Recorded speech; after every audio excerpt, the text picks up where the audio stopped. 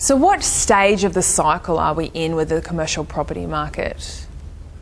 Look, in most of these markets we've seen the bottom and we're starting to pick up. The question is where we pick up to. And to see that, we need to understand that we came from a period during the financial engineering boom where prices were overvalued.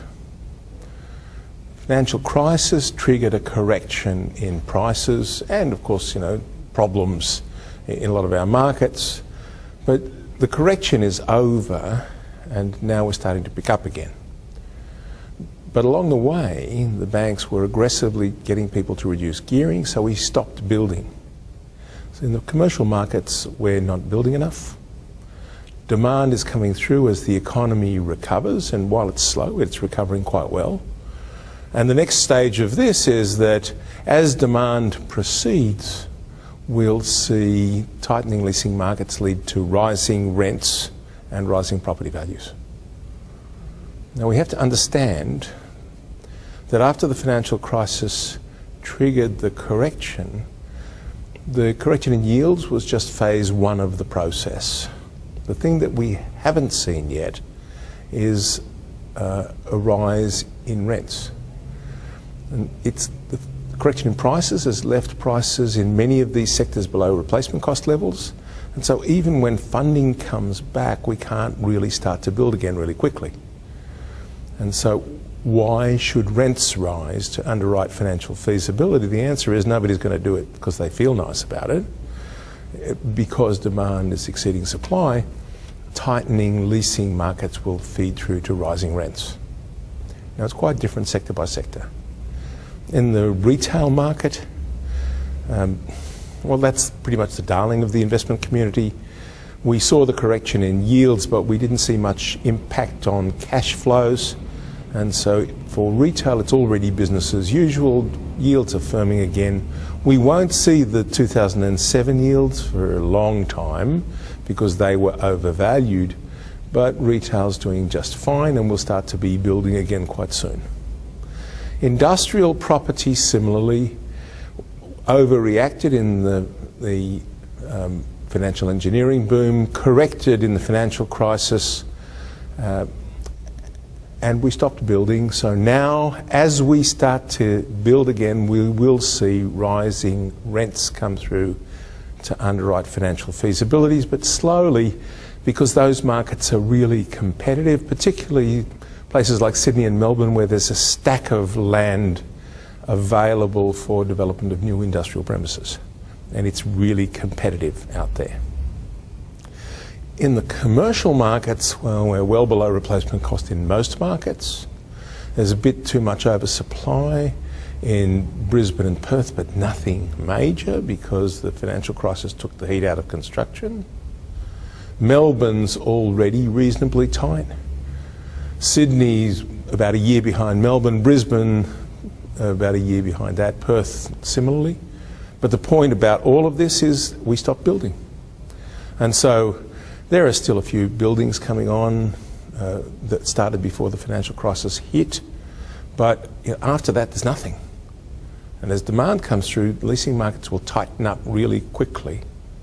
So what's happened is that excessive caution by banks and by equity markets has led to substantial underbuilding, not enough to service increasing demand in what will be a solid growth story over the next 5 years.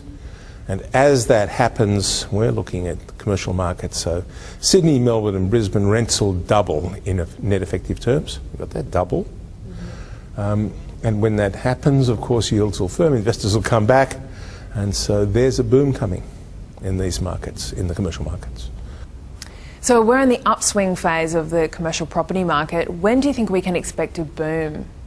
So in the commercial markets, so Melbourne will be first cab off the rank in the upswing. But there are long lead times in commercial projects, which mean that we're not going to get substantial new space on the ground for 4 years, really.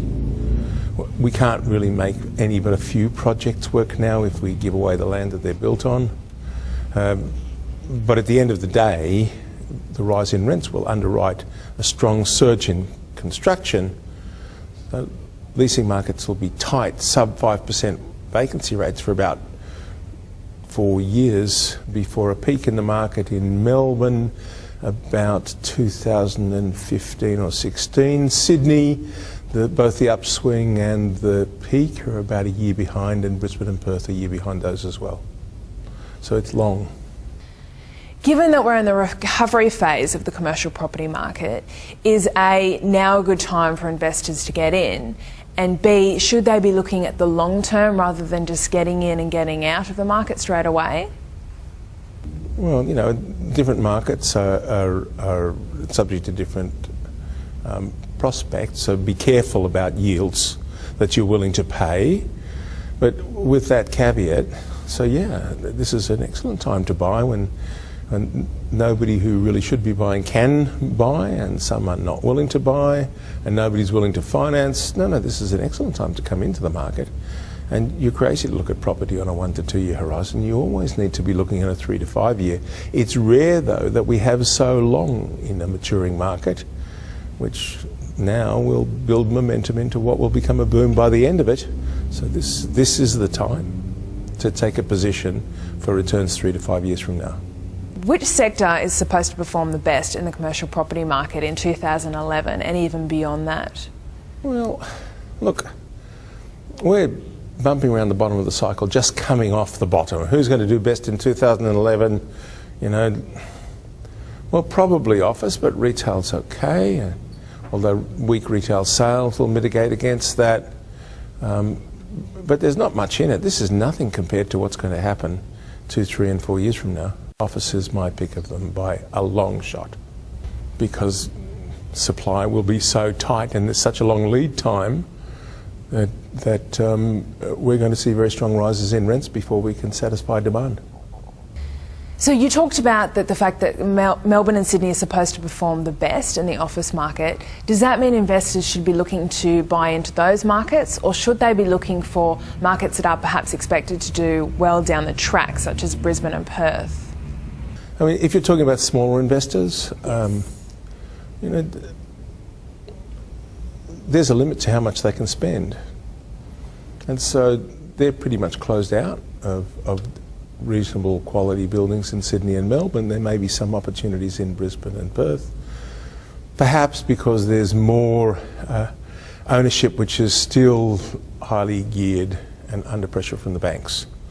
But at the end of the day, for most smaller investors, the best way into these is to go through the listed property trusts, where now we're getting, you know, the listed property trust at less than the asset value, and we get the attached business for nothing. Now, you have to do that carefully. You have to target the markets you're investing in. You know you haven't got the control, but to me, there are bargains in the LPT arena.